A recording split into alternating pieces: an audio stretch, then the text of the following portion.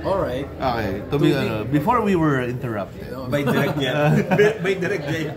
So yun nga, so parang since walang compromise, parang I was talking to my wife, sabi ko, tatakbo pa ba tayo ng 2010? Sabi ko, kung gusto mo pa. So, hindi ko makita na nagtutugma yung pagod sa serbisyo. Kasi, kung wala ka talagang pera eh. Sad to say. I mean, noong 2004, I really thought I won. Kaya lang, when somebody called me and magbigay ka ng 2 million, sigurado numero mo. Oh my God. Puta, 1.2 lang yung ginastos ko. Ilang beses ka ba ito? Saan ako? 2. May ganun. Sabi ko, saan ko lalakad? Tawag nga ako dito. Kasi may mga tinawagan akong barkada with nasa sa politika rin. Hoping that they would tell, hindi totoo yan, walang ganyan dito. Only to be said na, sige, hanapin mo yung tao na yun kasi number ito ako ngayon eh. Baka matutulungan na rin niya ako. Sagot ko rin 2 million mo. So I was talking to my dad, sabi ko, totoo. Legit.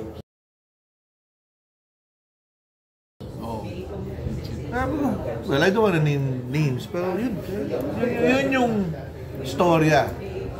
So after that, sabi ko, nung pangalawang takbo, pangatlong takbo, sabi ko, siguro kung wala tayong ganitong amount, itong gagamitin mo pang takbo, ito pang lagay lang. Ito pang lagay lang. Hindi mo kayang manalo nang wala kang lagay. Kahit sa'yo ang tao, kung hindi sa'yo ang powers that be. I mean, and I'm not talking about God. Tao, powers that be God. Kung hindi para sa'yo yun, hindi ka nila protektado, tapos yun. It's going to be a really an appeal. Kaya 2010, napansin nyo, ang daming bagong politiko. Kasi hindi nila alam kung paano ko kontrolin pa eh. Bago eh. It was a new technology that they couldn't handle. Pero ibig mo sabihin, ngayon na-address na natin yan. Ngayon, I'm thinking, syempre they've already found ways. The powers that be already found ways on how to manipulate and control.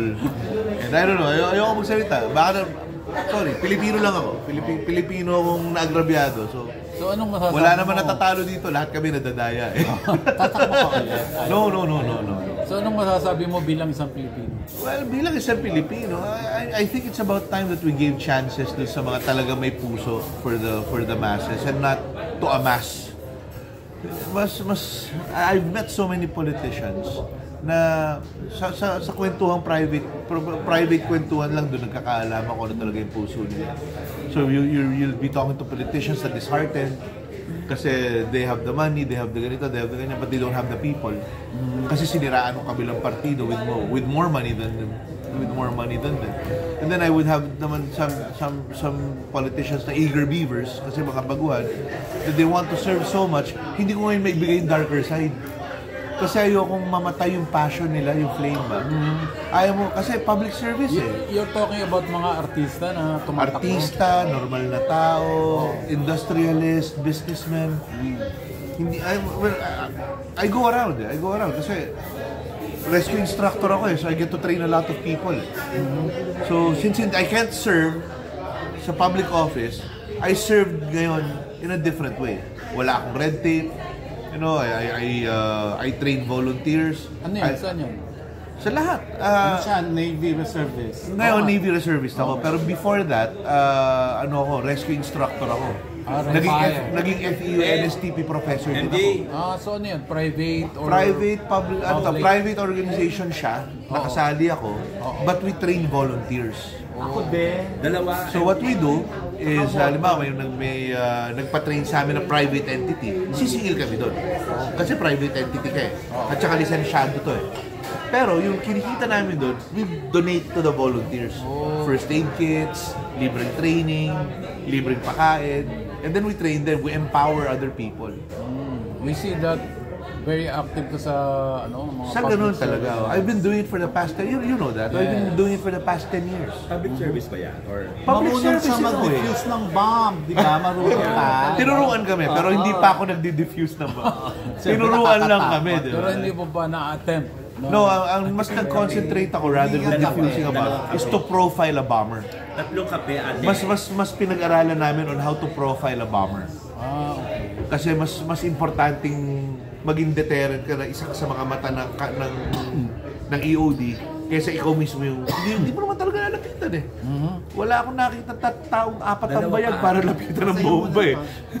In other words, nagagamit mo rin yan sa... Nagagamit mo as prof. Halimbawa, nag-head ako ng translasyon eh.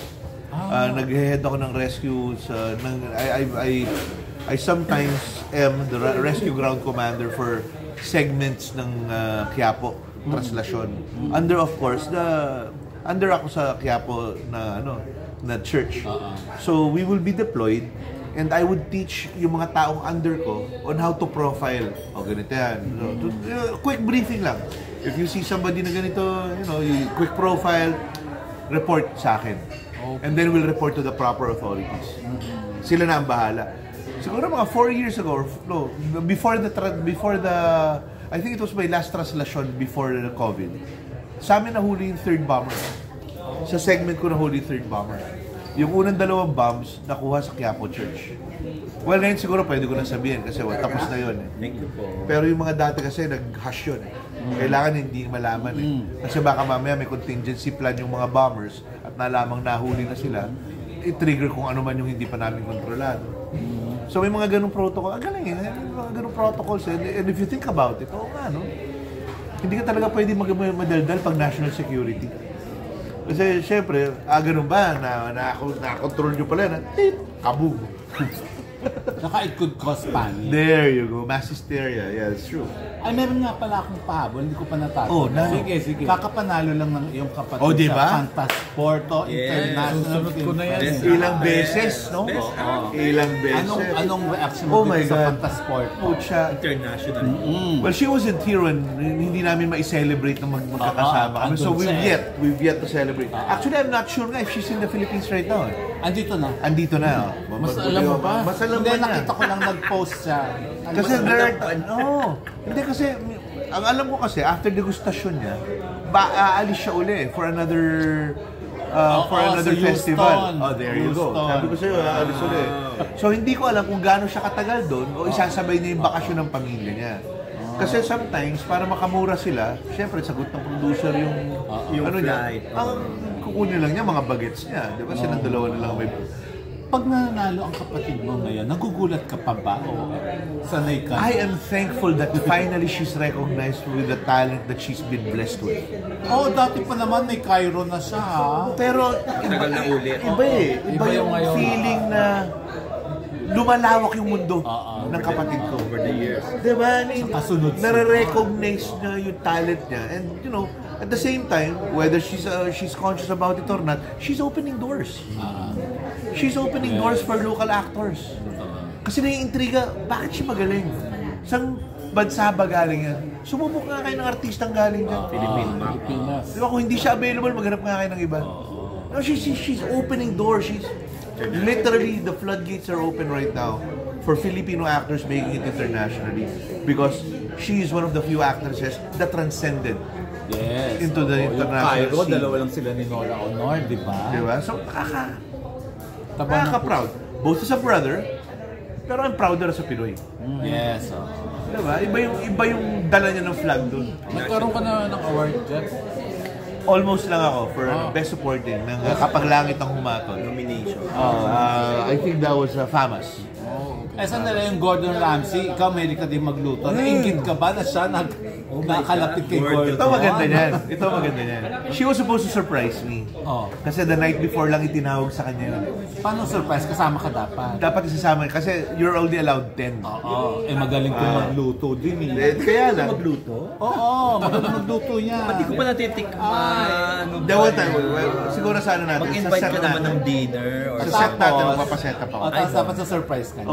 Yun ang kwento niya sa akin. Dapat kaming dalawa ni Chef Sunny ng Angry Dog. Kaya lang, they're only allowed 10 persons. May camera crew sila. So sa camera crew pa lang, lima na. And then syempre yung team niya, yung prod team niya, hindi rin pwede. Wala kasi nakikipag-coordinate kay Gordon. Strict talaga na 10 lang. Sayang. Si Luna nga counted as one. Bata yun. Diba? Si Luna counted as one. Hindi sinabing, total below 4 feet naman eh. Walang ganun. Ang tomo pay. Counted. Oo, counted siya. So may ano ka, slight inget. Sobra! Tapos yung tinatanong ako ng misis ko na, ba't wala ka dyan? Hindi ko alam. And then sinabi niya sa akin the Si following. Ryan din yata, wala. No, he was there. I think he was there. He was there. He was there. He was there. So, Gordon Levitt. Oo. Pagdating sa chef at sa Hindi lahat nabibigyan ng chance. kaya nung lumabas yun, syempre ang pinagdadasal mo na, sana lumusot, sana lumusot. And then Gordon goes, he liked it. Napuri siya. That he liked it.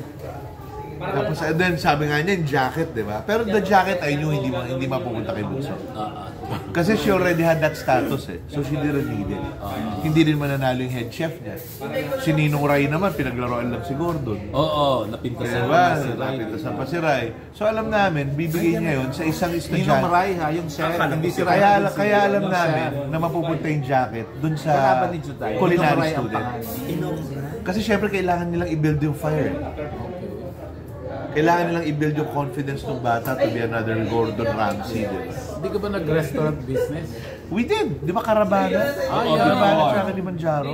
But this was pre-chef school namin. Oo nga, tagal Pre-CACS to. Ito yung may naisip lang kami. Lab, may natikman ako masarap na ulam sa kanila. Bibili namin yung ulam. Kasi di-deconstruct namin. Nasahabulin namin yung lahat. Ito naman, kulang pa yata. ingredient. Nagsimula kami sa ganun. And then finally, when she decided na pumasok na professionally, she got me and si Beth Tamayo, ako, siya, tapos si Jane, yung ninang niya, ninang manager niya, ninang roadie niya. Tapos si Ga, Tante. So 5 kami magkakaklase. 5 kami nagkakagawa doon sa loob ng kusina. But all of us are professional chefs. Graduate kami a year and a half later under ACACS as professional chefs. So pwede ka rin mag-work as a chef? Actually, nag-test na pa ako. May NC2 ako ng test na. Kompleto ka pala eh. Well, yeah, at least parang Jack of all trades, master of none. Direk. Sideline. Sideline. Mahirap, masarap mag-aral. Sabi ko kay Jeffrey kanina, ang daming, kung naatin ng press ko ni Direk JR, wala ka, pero ando ka sa post. Tapos ito maganda. Sinumbong Sagrada Luna. sinumbong na kita. Sinumbong ka. Sabi ko, kung kasi tumawag ka pag daw, tumawag yan, mamaya the night o bukas before, na. 2 araw na lang, press ko Sagrada na. Luna, di ba? Yung lockdown, kasali ka din. Ay, Hindi. lockdown queen. Lockdown queen ba? By bus Wala, queen. by By bus. bus queen. By bus. Doon ka din. Pedea. Ay, hindi, umaten ka naman pala noon, ng premiere. Pinoy Flix actor siya. Ay, direct. Loyal Pwede, ini. sige, off the record kung gusto mo. Non-showbiz ba ang misis mo? Yes sir, singer. Singer siya dati ng Big Thing. Meron lang tayong May phone-in question. May phone-in question off the record. sige, I-release niyo pa ba ang Pepsi Paloma Fair? Oh my gosh, ang sakit na. Kayo magre-release na, di ba?